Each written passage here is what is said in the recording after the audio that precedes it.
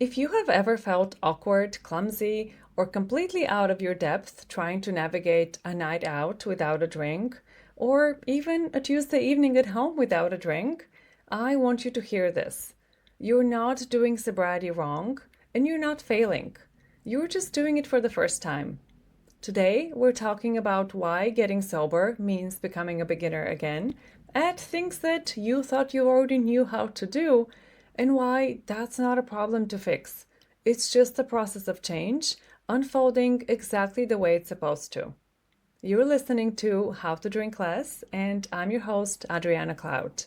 Whether your goal is to cut back, to take a break, or to quit drinking for good, this podcast will help you stop drinking on autopilot, learn how to manage cravings, and feel fully in control around alcohol. It's easier than you think. Listen on to find out how. Hi, everyone. Welcome back for another episode. I hope you're doing well. Today, I want to normalize something that I think almost everyone gets wrong when they're trying to change their drinking. People tell me things like, I went out with friends for happy hour and it felt awkward to be the only one ordering a mocktail. Or, I stayed home on Friday night and I was so bored. I don't know what to do with myself in the evening unless I'm drinking. Or, I was cranky with my partner on date night because I really wanted a drink. Whatever the specific circumstances are, the one common thread in these stories is that people think something has gone wrong if they had an experience that was awkward or boring, or if the whole time they kept wishing they could just have a drink. But feeling awkward or bored when you're not drinking is not a problem. It's not a sign that something has gone wrong or that you're failing at sobriety. It's just evidence that you're a beginner. That's all. Here's what I mean. Imagine you decide you wanted to learn how to knit. The first scarf you make is a little bit wonky. You accidentally dropped a few stitches, you had to unravel half of the scarf because you made a mistake 20 rows back, and the end result still looks a little bit crooked. Nobody looks at that scarf and says, well, clearly knitting is not your thing. Maybe you should just give up. Of course, your first scarf looks messy. You've never knitted a scarf before, and you accept that the first one is just not going to be perfect. Or imagine you decide to learn Spanish. The first conversation you have is painful. You forget words. You get your tenses wrong. You accidentally tell someone that you're pregnant instead of embarrassed. Everyone laughs, you laugh, maybe a little bit more embarrassed now, but then you keep going. Because that's what beginners do. They expect to be beginners. They expect that there's a learning curve and there will be some ups and downs, some mistakes, some gaps, some skills that require more practice and a whole lot of patience. But somehow, when we decide to change our drinking, we expect to feel completely comfortable without drinking from the very beginning. We expect to know exactly how to relax, socialize, cope with stress, even though we've never actually done those things sober before, or at least not for the last few decades. And that's not only absurd, but it's also cruel and not fair, because you're setting impossibly high standards for yourself that you're never going to meet. Not because you're weak or because you have an addictive personality or because you've been drinking for too many years. No, you're going to fall short of those standards because everyone is going to fall short of those standards. You're expecting too much of yourself, and instead, you need to calm down and be patient with yourself. Think about everything that you've taught yourself to do with alcohol over the years. Relax after work, celebrate birthdays, go on dates, watch football, cook dinner, go to concerts, travel abroad, meet up with friends, sit in the garden on a sunny afternoon, host Christmas, deal with your in-laws, deal with your boss, deal with boredom, loneliness, stress, awkward conversations, maybe even fold the laundry. Alcohol has been your companion through hundreds, maybe thousands of ordinary and extraordinary moments, and now you've gone and removed it. Of course, those moments feel different. You're doing them differently. The first time I went to a dinner party sober, I felt like I'd forgotten how to have a conversation. I kept reaching for my water glass like it was a security blanket. I didn't know what to do with my hands. I found myself thinking that I should talk more because I was being way too quiet, but I couldn't think of anything to say. I felt like everyone was just staring at me the whole time, and that made me feel even more awkward. I left feeling completely exhausted, like I'd been put on stage to perform, but without any instructions for how to do that. And my first instinct back then was to conclude that this is just what it's like when you're sober. And clearly, I was terrible at being sober. Clearly, I had failed. But that reaction makes no sense if you think about it in any other context. Of course, it was awkward and exhausting. I was trying something completely new. There were bound to be some hiccups while I adjusted to life without hiding behind the glass. I think we underestimate just how much we're starting over from scratch when we try to quit drinking. We're not simply learning not to drink. We're learning how to live differently and behave differently and feel differently. Having a difficult conversation without drinking, celebrating without drinking, grieving without drinking, socializing without drinking, these are all skills, and skills take practice. One of the biggest mistakes I see people make is interpreting discomfort as failure. They'll say, I really wanted to drink last night at book club, as if that means something has gone wrong. It hasn't. Nothing has gone wrong. Your brain has learned that alcohol belongs at book club because in the past you've been drinking at every book club meeting. It would actually be stranger if your brain didn't suggest drinking at book club. The craving is not the problem. The awkwardness, navigating the evening with a soda instead of a Sauvignon Blanc, is not the problem. Feeling unsure is not the problem. Being new at something is not a problem. There is no problem at all, actually. This is exactly what it looks like to break a habit and replace it with a healthier and more sustainable habit. It looks like being awkward at first, practicing, and getting better. And this applies to having a slip up too. Falling back on your old habits and drinking when you were not planning on drinking, or overdoing it when you promised yourself you would just have one small glass of wine, that is part of the process of change too.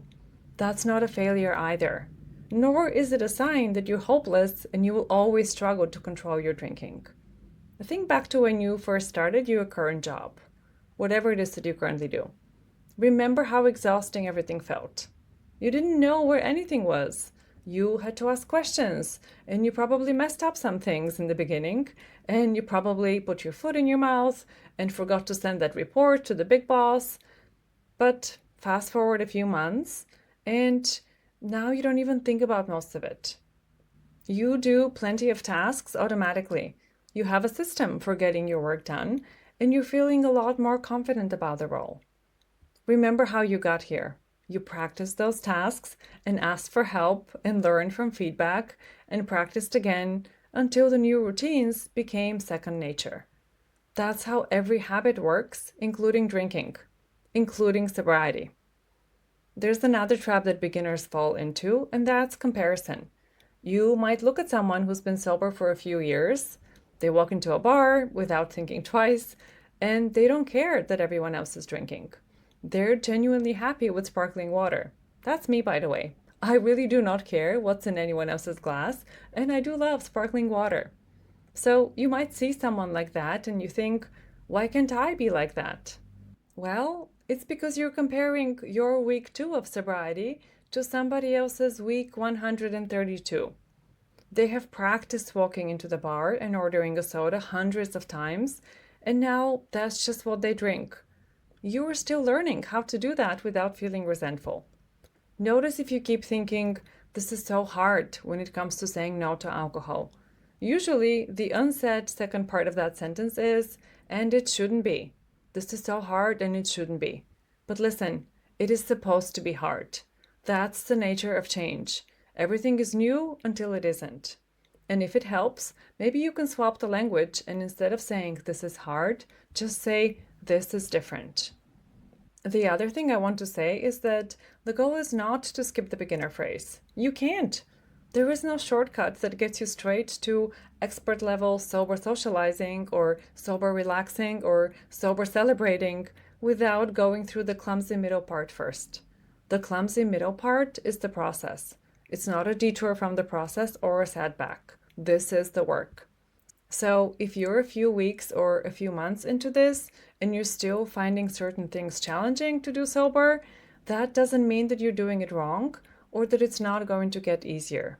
It means you're exactly where you're supposed to be, in the part where it's still new and messy and a little bit uncomfortable.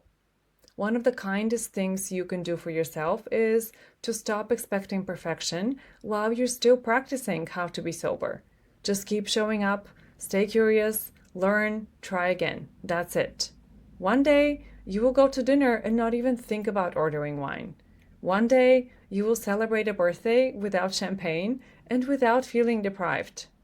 One day, you will have a stressful Tuesday and the thought of drinking won't even cross your mind because you will have practiced a different response enough times that you will have rewired your brain not to expect alcohol. That's how habits change.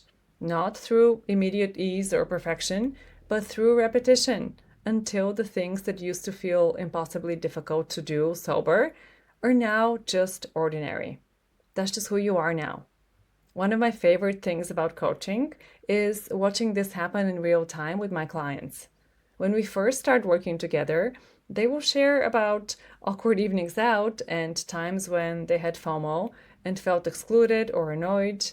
They will tell me these stories as if they're confessing a huge failing. But then, inevitably, a couple of weeks later, they will celebrate going to brunch with their friends and not even thinking about alcohol. Or they will go to a concert sober and realize they actually had more fun because they were fully present and could actually enjoy the music instead of obsessing about when they can get the next drink. And I love pointing out to them what a huge win that is and how far they have come to be able to navigate those moments like they're no big deal. Because after a while, they really are no big deal. Once you've done Friday night sober a few times, you know what to expect and you can handle it. And the more you do it, the easier it becomes until that's just your new default. So here's my homework for you. Think of one situation where you've been feeling awkward or tense since you cut back or quit drinking. Maybe it's going out with friends, a quiet night in, watching a sports game, going out to a fancy dinner, whatever it is, think of one situation. And instead of asking yourself, why can't I just do this normally already? Why is it not easier? I want you to ask, what would I tell a beginner who was struggling? And then, this next week, I want you to try to actually offer yourself that same encouragement and the same patience. Because you are a beginner. And beginners don't need to be perfect or to feel 100% confident from the get-go. They just need to keep showing up. So, if you're in that awkward, fumbling, beginner stage of sobriety right now, I want you to know that it's not a sign you're doing this wrong. It's a sign you're doing it. This is what it looks like to be doing it. And that counts so much more than you think. If you're ready to move through that beginner stage with some actual support instead of white-knuckling it alone, I would love to work with you. Book a free consultation through the link in the show notes, and let's talk about what's keeping you stuck and how we can help you to relax, have fun, and feel more confident regardless of what's in your glass. Take good care, my friends, and I'll talk to you next week.